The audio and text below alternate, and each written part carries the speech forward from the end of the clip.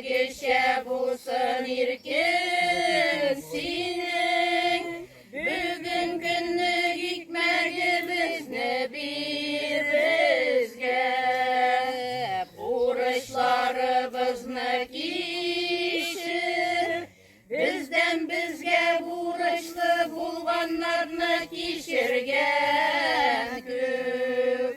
Безне алданырга ирек җибәрмә, жаманнан коткар безне. Koyun kızım, koyun molayım. Bizni gayiplemegіз, bizning yolabız şunday. Bizni bəkillep qoladız. Jirenikeyim, jiretikeyim. Bizni gayipleme, bəkillep qol. Vakıtında yağmurlar yağsın. Korlar kış günü vakıtında yağsın. Üstelimizden ipi, ekmek, su.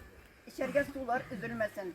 Dünyalar tınış bulsun, soğuşlar bitsin deyip dileriz. Amin, amin, amin. Ey Xuday jarlıqa, ey Xuday jarlıqa, ey Xuday jarlıqa.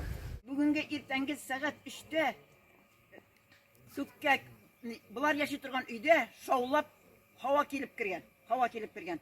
Yebit uylaylar eken, bu nindi hava buldu bu. O İsus Hristos'nun teginden kökten ingen isvyatı tını, bütünüsü isvyatı apostollarga ingen.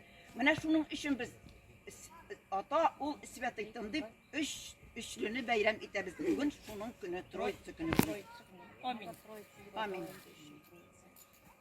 Bayana başlar.